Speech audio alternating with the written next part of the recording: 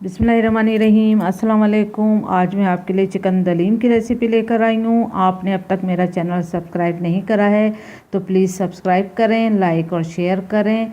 और यहाँ पर मैंने फुल नाइट के लिए जौ और गंदम और दालें भिगो कर रख दिया था और चावल भी भिगो कर रख दी थी सारी रात के लिए। वरना अगर आप चाहें तो 6 से 7 घंटे इसको दिन में भी भिगो कर रख सकते हैं। यहाँ मैंने गंदम लिया है 3 कप, जौ लिए हैं मैंने 1.5 कप, चना दाल ली है मैंने 1 कप, मसूर की दाल ली है, मसूर की दाल, मूंग दाल, उड़द दाल और चावल सब 2-2 टेबल स्पून है।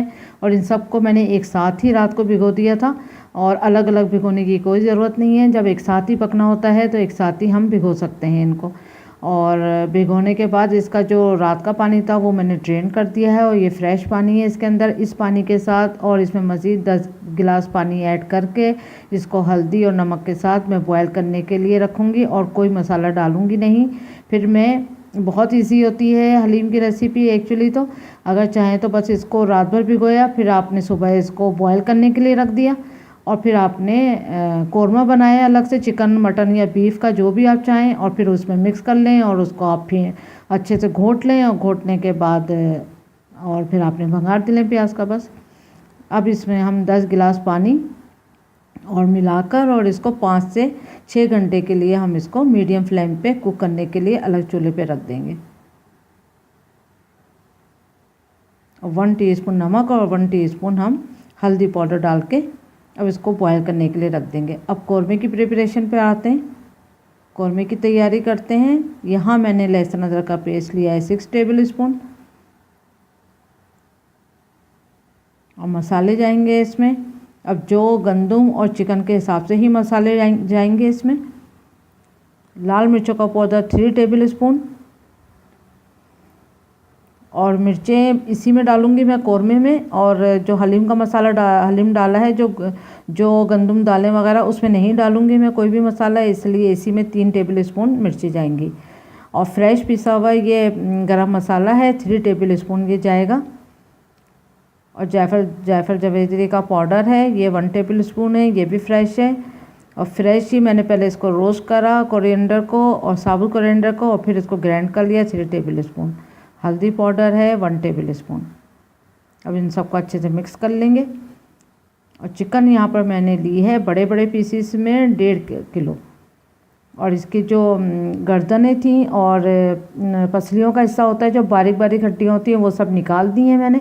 और बड़ी बड़ी जो बोटियाँ होती हैं वो ले ली हैं हड्डी के साथ। जो बड़ी हड्डी होती है, एक जैसे लेग की हड्डी होती है या बाजू वाली भी निकाल दी है। सब बड़े बड़े पीस लिए हैं 1.5 किलो के। अगर आप चाहें तो मटन और बीफ में भी बना सकते हैं।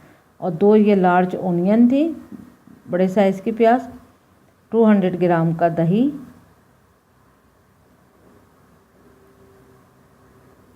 और नमक हस्बे ज़रूरत भी ले सकते हैं। यहाँ मैं 1.5 टेबल स्पून लूँगी। अब एक पतीली में हम ऑयल डालेंगे तकरीबन 1 कप के बराबर।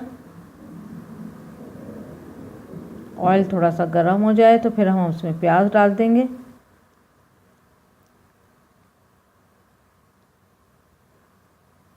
प्याज को गोल्डन होने तक कुक करते हैं।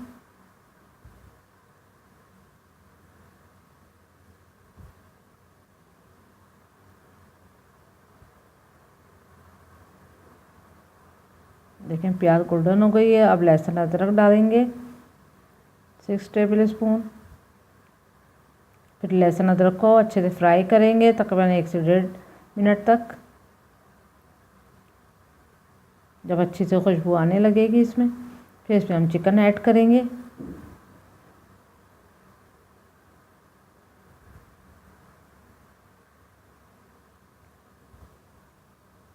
मटन और बीफ भी डाल सकते हैं। और मटन और बीफ में जो होता है वो आप हड्डी नल्ले भी यूज़ कर सकते हैं, तो उससे बहुत अच्छा टेस्ट आता है।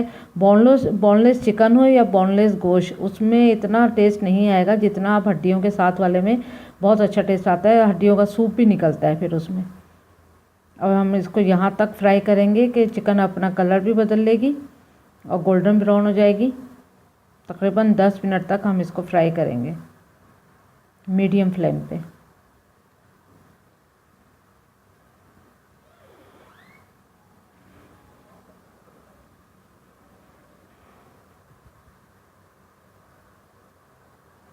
ये देख सकते हैं आपके कलर इसका चेंज होने लगा है और बहुत अच्छी खुशबू भी आ रही है।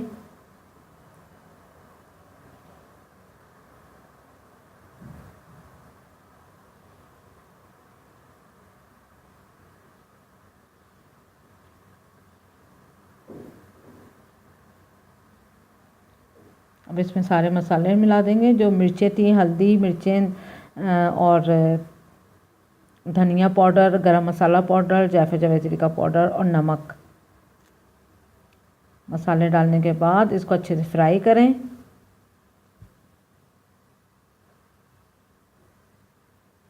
खूब फ्राई करेंगे इसको।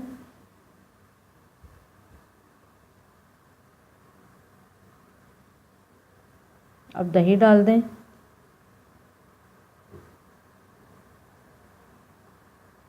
अच्छे से फेंट के दही डालिएगा, वरना तो फिर थोड़े से फटा फटा सा दही हो जाता है। दही डालने के बाद भी अच्छे से फ्राई करें। इतना फ्राई करना है कि ऑयल अच्छे से सेपरेट हो जाएगा तो और बहुत अच्छी खुशबू आएगी इसमें से।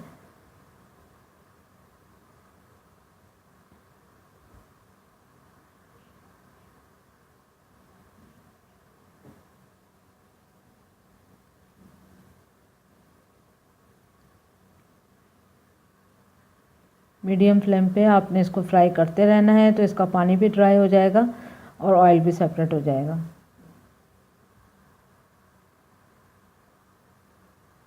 आठ से 10 मिनट तक ये फ्राई टाइम लेगा।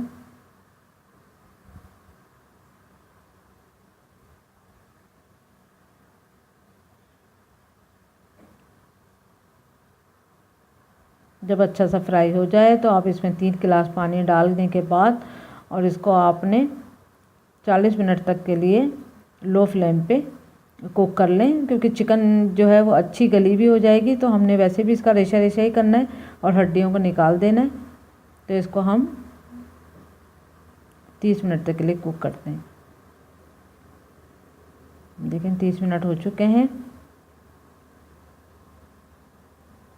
ये देख सकते हैं आप कि कितनी चिकन जो है वो अच्छी गल चुकी है।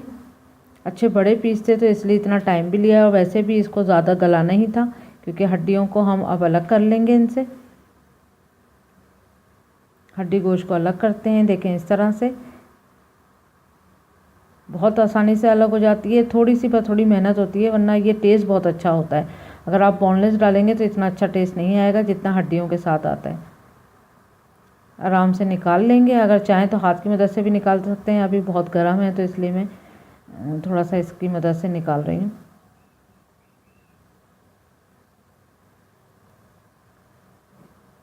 गर्दन का और पसलियों का हिस्सा निकाल दें तो, और बाकी सारा गोश्त ले लिएगा, क्योंकि उसमें फिर वो बहुत ज़्यादा छोटी छोटी हड्डियाँ हो जाती हैं, तो वो घुल के और निकालना उनको मुश्किल होता है।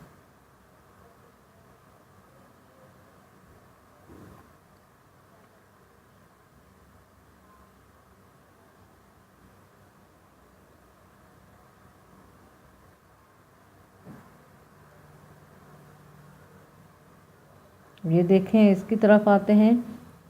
दालें और गेहूं और जो जो पकने के लिए रखा है, 3 घंटे गुजर चुके हैं इसको। अब ये देखें ये इतना गल चुका है कि ये फट चुकी हैं सब चीज़ें, लेकिन अभी इनको मज़ीद और पकाना है। ये जितना सॉफ्ट होगा उतना अच्छा इसकी घुटाई भी होगी।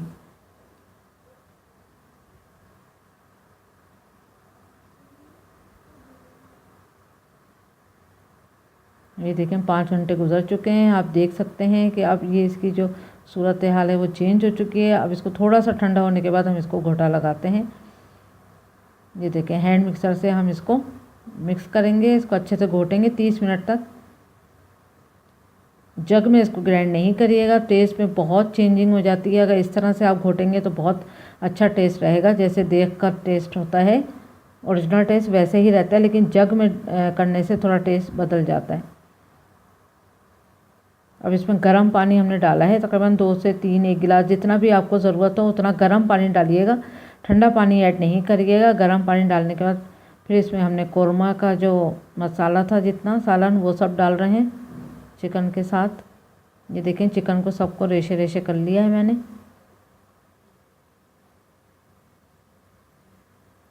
अब पूरा कौरमा डालने के बाद अब इसको अच्छे से मिक्स करेंगे।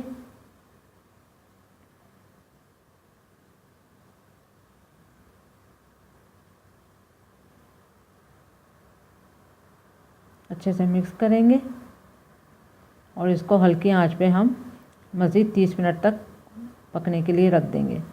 फिर उसके बाद दोबारा घोटा लगाएंगे। आप घोटे से चाहें घोटा लगाएं या फिर आपके पास हैंड मिक्सर है तो आप उससे लगाएं, लेकिन आप ग्राइंडर के जग में नहीं डालिएगा इसको। बस इसको चलाते रहें और 30 मिनट तक इसको स्लो आंच पे पकाएं। बस अब इसको 10 मिनट तक अगेन हम इसको मशीन चलाएंगे इस पर, ताकि ये और स्मूथ हो जाए। अब आप ये देख सकते हैं कैसा ये लेसदार हो गया है, जिस तरह से हलीम होता है। अब अगर आप चाहें, अगर ये गाढ़ा लग रहा है तो 1 गिलास और इसमें गर्म पानी डालें। अगर हलीम आपको भंगार से पहले गाढ़ा लगता है तो आपने उसमें गर्म पानी ऐड करना है, ठंडा नहीं। और नमक भी चेक कर लीजिएगा उस टाइम पे, अगर कम लगे तो नमक भी डाल सकते हैं। अब यहाँ पर हमने 2 ओनियन को बारीक काट के आधे कप तेल में हम फ्राई करेंगे। ये जो ओनियन है वो हम गार्निश के लिए करेंगे। इसको निकाल लेंगे ओनियन को रेड होने के बाद, और सिर्फ जो है ऑयल से हम हलीम का भंगार करेंगे। अब जो फ्राई करेंगे वो खाली ऑयल के साथ, ओनियन सारी निकाल लें। अब इसको हमने भंगार दे दिया है। अब इसको अच्छे से चला लें और इसको स्लो आंच पे 5 से 10 मिनट के लिए हम मज़ीद पकाएंगे। बस स्लो आंच पे अब ढक के अब इसको कुक होने रख दें, ताकि ये अच्छे से मिक्स हो जाए ऑयल इसमें। ये देखें, बस अब ये रेडी है। आप देख सकते हैं कितना लेसदार हलीम है और बहुत मज़े का है। उम्मीद करती हूँ आपको ये रेसिपी पसंद आई होगी। बहुत इजी है, कौरमा बनाना है और इन चीज़ों को बस कुक करना है अच्छे से, और घोटा लगाना है और भंगार देना है बस। अब गार्निश करें